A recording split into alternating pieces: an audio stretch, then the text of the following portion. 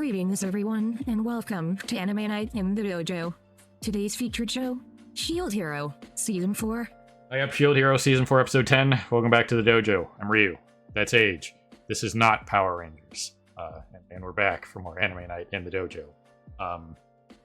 Last week, we got totally not the, new Miko that's of the Water Dragon. She's totally not related to Sedina at all.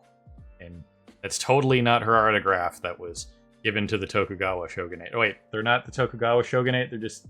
Yeah, that was another thing. They were just... I mentioned that last week. Totally not the Tokugawa flag. But, yeah. And then the other major thing that came out of last episode that we kind of glossed over. Did you guys see this scene right here? Naofumi being nice. Naofumi's not a nice guy. That's crazy talk.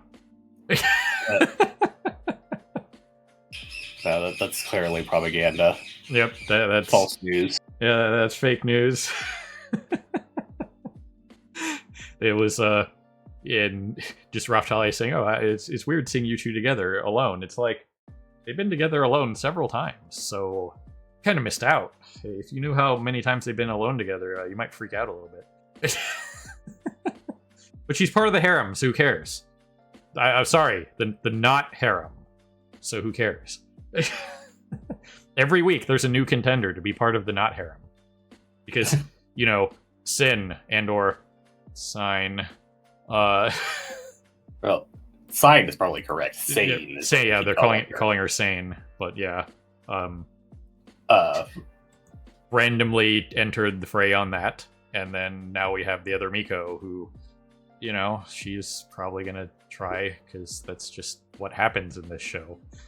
I mean, she literally proposed to him last episode. Yeah, she literally proposed to him and then said, yeah, I was kind of joking, but not really. It's like, can you give that advice to Maureen? Because that'd work out for her. But, yeah, anyway, it will be interesting to see how this season wraps up. I do hope we get at least a tiny Scotia Phoenix here in the last two episodes after this one, because this will probably wrap up the Emperor stuff, I'd assume. And hopefully we get at least some backstory on the red-haired, puppeteer, totally not bossing, say, person. So, yeah. I imagine this episode will be resolving the Whale Clan stuff. Then the next episode will be dealing with the advisor. And then the final episode will be wrapping this up and freaking leading into the Phoenix. Right, just Ren calling him like, hey, now for me, you forget about the Phoenix? Could you guys stop getting around inside Quest Town? So. But yeah, while the blacksmith guy freaking clearly thinks she's part of the harem, honestly, Sedina doesn't seem to actually have any actual romantic interest in Naofumi. Yeah, she's just messing around. Yeah. Despite the Crunchyroll kerfluffle back in freaking season 1 of them trying to make Philo seem like she freaking has interest in him, she doesn't have any romantic interest in him. He's just a father figure to her. Right. So. And then Sedina is just, she's just flirty in nature. She's not actually interested in him. Yeah. So you kind of have to be able to tell the difference. It's like, that's just how she always is. Get over it. I'm sure if she was actually interested in you, she'd turn into what Marian is doing right now in my dress.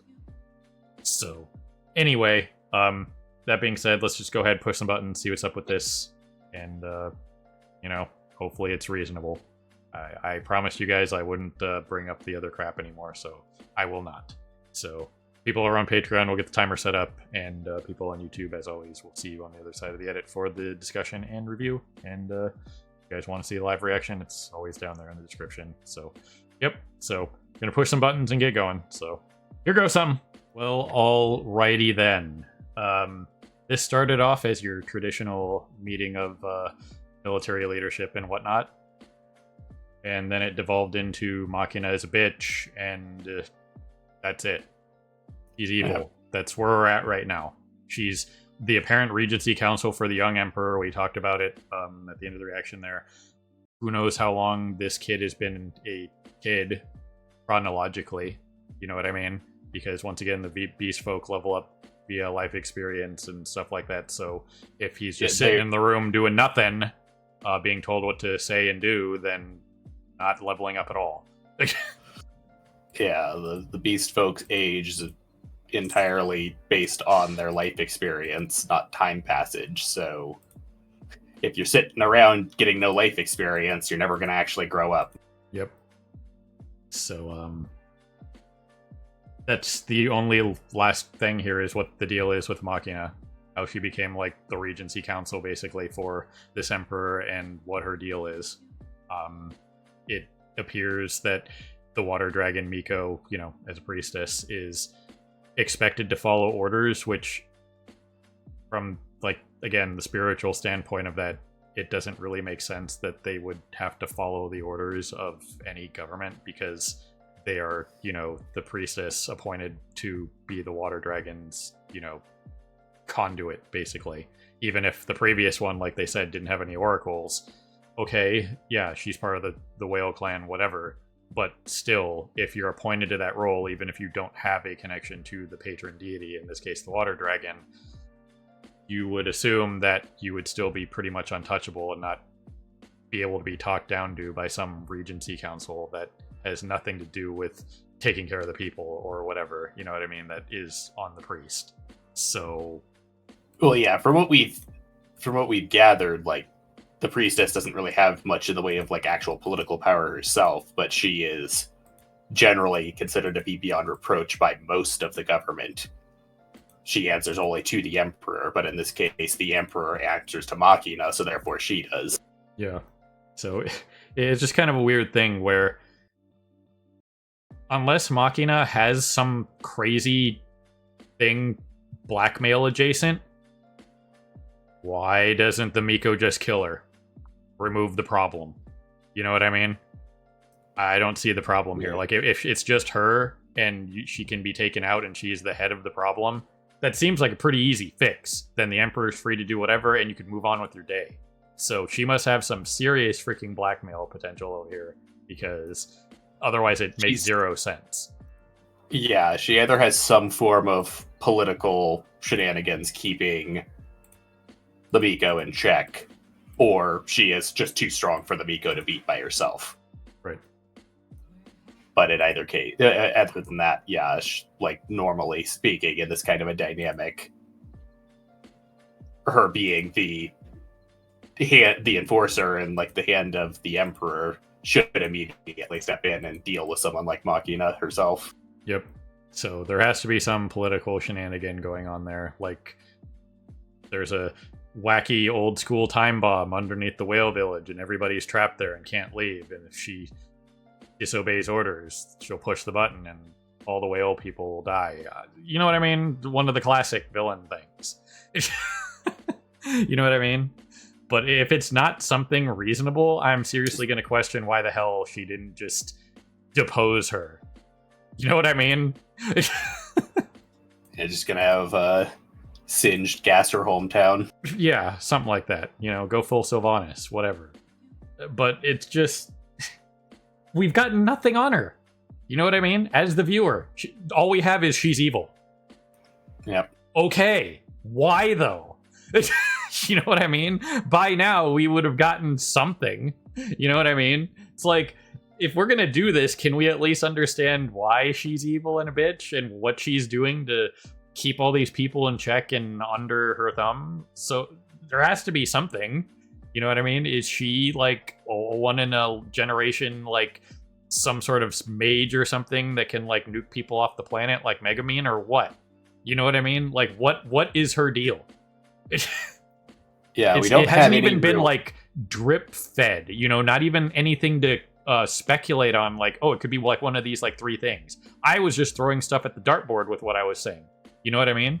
It's nothing. Yeah, just she's a bitch. Okay, we've had one of those. What's next? Yeah, we don't know anything about the Foxkin.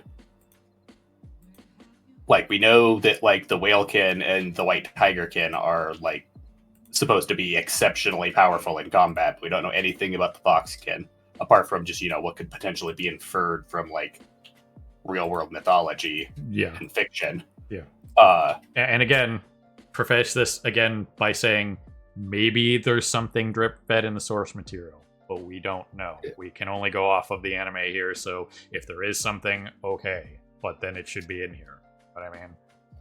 yeah, the only reason why I also preface the idea that she could just be really strong as well is because we don't know anything about the Fox kin. Generally They could be- speaking, most Fox-related anything in fiction is reasonably powerful, bare minimum. Yeah, they're usually extremely cunning and extremely capable magic users. Yep. But also, like we were talking about, life experience determines physical maturity for demi-humans. And so while the Miko appears like she's like late teens, early 20s, Machina appears like she's in her like 40s or 50s. Yeah. And like the other case we have of that is the horny old blacksmith. Seems like he's like in his like 50s, 60s, and we know he's like a little 90. Yeah. So, I mean, that's the only thing we have to go on is that she's reasonably high level based on her physical appearance. So she's reasonably capable, I assume, because this world does base itself off of, she might have not a much of like combat experience, but even these blacksmiths have combat experience and can fight monsters based on their level. You know what I mean? So she probably has some magic capability is the easiest thing to point at with a fox creature. That's generally how it is. If she turns out to be the world's greatest swordsman and can rival like Zoro from One Piece, okay, fine, whatever. Doesn't matter. But, she has something going for her because, like Age said, she's looks reasonably older. You know what I mean? Like, not super old, obviously. Like, like at least like 40s at least, but still, it's what's her deal? No drip fed anything in the anime. Maybe there's something in the source material again, but we have reference for that.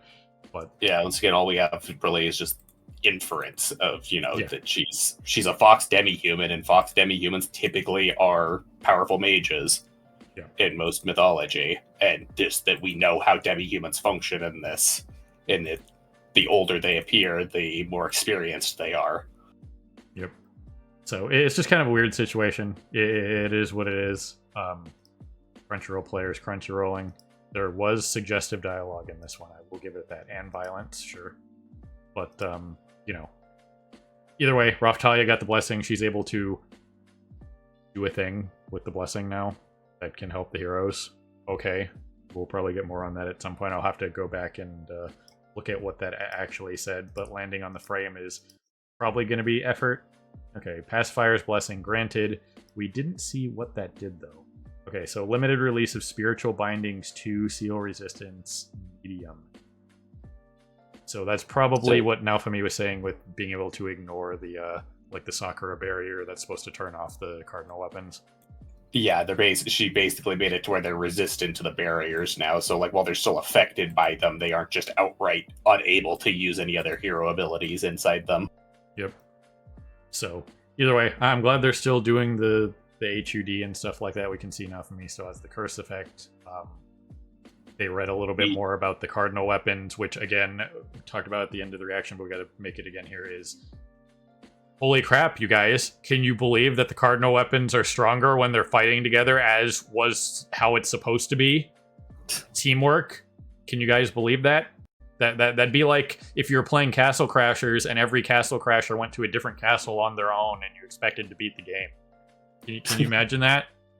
You know what I mean? No way, man. I'm going to take 5 DPS into Marvel Rivals match and see how that goes. You know what I mean? Well, funnily enough, that's actually basically how it was supposed to originally be, is they're supposed to all start in their own places and do their own individual training and then meet up for the waves. Yeah.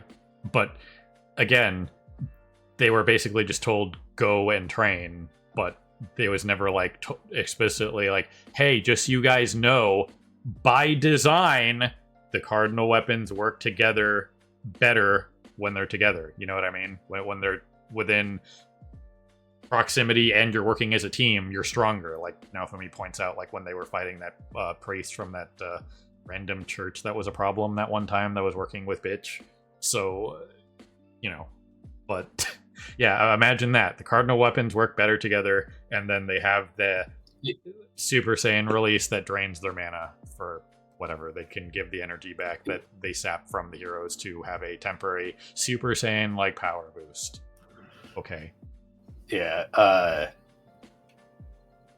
I will say, while they didn't bring it up in that scenario, it does seem like it's basically just the Spira weapons in general, not just the cardinal weapons, because it also seems like the vassal weapons working together and working with the cardinal weapons and stuff like that seem to basically resonate with each other and become more powerful. Yep. Yeah, imagine that. You're supposed to use teamwork to beat these wave things. That's crazy. Who would have friggin' guessed that was the way to do it? But either way, that was pretty much what we got. I will say that it was funny that they did this. Yeah. For a second, I thought that was that blade that they were gonna potentially give to Sign or whatever. But no, that was just the blacksmith just being like, "Oh yeah, here, try this," or whatever. It's just like, do you know who he is? He's not allowed to touch another sword. Are you dumb? That's like classic Shion infidelity.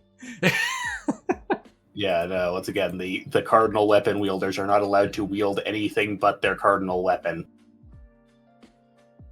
Yep. So you would think they would have known that. Hopefully that wasn't a, priceless antique or something. So, just saying, you can't just go around throwing stuff at the cardinal weapon wielders and expecting them to be able to touch it. Then Rudo's going to have to come in and fix it, and then give it its last hurrah. But, yeah, I don't know. It just is what it is. The only other major thing that came out of this was, this is... Motoyasu must be pretty serious business if non-royal Filolials all of a sudden have freaking human forms. Age mentioned that. So, yeah, that's something. He's completely, redone his whole outfit to be bird-themed now. And yeah, his non-royal Filolials have apparently gained enough experience at this point that they've attained a human form, despite, just being common Filolials. Yeah. Because that's not supposed to be a thing, from what we were told. Yeah, no, it's not supposed to be impossible, but it's supposed to be incredibly rare for non-royal Filolials to be able to take on human form. So this is something. That's probably the biggest interesting bit that came out of this whole freaking season at this point. Why can't we follow Motoyasu around? Can we get the side series of Motoyasu's wild and crazy Scooby-Doo-like adventures? There's a side series we could watch. Yeah. And every once in a while, he just RKOs people with his cursed weapon. So that, to me, this is the biggest fucking deal so far. How did he do this? So, yeah, hopefully we get more on this, because this is the most interesting to me that's happened in a while. So, that's definitely a thing.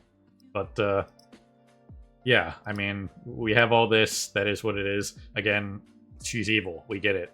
Why and how. We got 2 episodes to explain why and how, and now apparently we're going to be left on this one-on-one with Zodia getting super drunk beforehand and putting away 18 gallons of sake. Yeah, I mean, once again, we know alcohol apparently plays a major role in the Whalekins culture, and that once again they're whales, so obviously they have a massive freaking ability to drink. Yep. So it takes a serious amount of alcohol to saturate that kind of body mass. Yep. Also, random aside, still no just hey Sedina, do you possibly know who this person is? Have you heard of them? Are they your sister? Nothing? Her name is very similar to Sedina. Yeah. But not leave anything in passing, now for me just saying, hey, so do you know anything about her? It's Sedina's name? No. Sedina's only comment on it was basically just, yeah, my family's crazy. Yeah. So this whole thing to me it's one of those things that just, we're not asking the simple question. So, Sedina, your replacement Miko? Do you know anything about her? Like, I met her. This is her name. Have you heard of her? Like anything? No. Yeah, we also don't actually know if Sedina was the Miko before her, or if there was a Miko in between. We got that whole line from Machina about like the previous Miko having no oracles, indicating like no real connection to the water dragon, but Right. being loyal. But we don't really know anything about Sedina's time as the Miko. Well, one would We just assume know that she that she- wasn't loyal because she left. So Yeah. I'd assume she was probably replaced by the person that she was talking about. Yeah, we just know that according to Machina, Zodia has been in the position for quite a while, and that at some point or another, Sedina was the Miko but left. Yep. So it's just weird. It is what it is. At least the Phoenix was mentioned. They're doing stuff. The monsters got stuff. We touched on the Beast Tamer and the Alchemist Lady. At least there was that. They are both very important. Glad they're getting a little cameo appearance this season. Is the Alchemist chick was hilarious. She was great, and now we haven't seen her in like a season. Yeah, she's had like next to no screen time though. Freaking, but yeah, apparently both of them have been brought here temporarily to basically study the local monsters and the Sakura blossoms and stuff like that. Yep. So at least we kind of touched on some stuff that we care about. So that's something, I guess. But again, the biggest thing out of this episode for me is the Motoyasu stuff. Oh yeah, speaking of the Motoyasu stuff, that was the other thing that we got, was also that the blacksmiths got brought over here as well to learn from, and I quote, Motoyasu too. Yeah, Motoyasu too. Because we're still not like referring to the old blacksmith by name or anything. He's just Nope. now been dubbed Motoyasu too. Yep. Clearly, that's Motoyasu's actual dad, not Naofumi. So, maybe they can make that transition parent-wise. So, yeah, I don't know. It will be just interesting to see what happens in these last two episodes now that this is going to be a thing. But again, not even, at least in the anime, not being drip-fed anything about Machina is aggravating. You know what I mean? Is Yeah. I don't mind like big dumps at the end, like, oh, you beat the bad guy, here's their whole backstory. But this whole thing, again, Yeah, Yeah. you can do the whole like giving no real information about the villain. But even then, you usually still want to put something in. Like, one of the big examples of that whole situation done successfully, once again, is JoJo's Part 4. Like, you don't get the villain reveal until, like, the last core of a 3-core series. Otherwise, you get, like, next to no info on him. But he's there still. yeah, he was always You just- there. You just didn't know what to look for. Yeah. And then it was fun But to as go soon back as- and watch it again and be like, oh man, he's doing the thing. Yeah, he's in like every other episode. You just don't know it's him. Yep. In this case, we've seen Machina like 3 times. Yeah, and it's just She's a bitch she's and evil. She's the evil advisor. That's all we know about her. Great. So that's where we're at. Is what it is. I'm done. You got anything else? No. So yes, I'm looking for that Motoyasu side series at this point. So anyway, it is what it is. But maybe it'll finish strong. It'll be really cool. Who knows?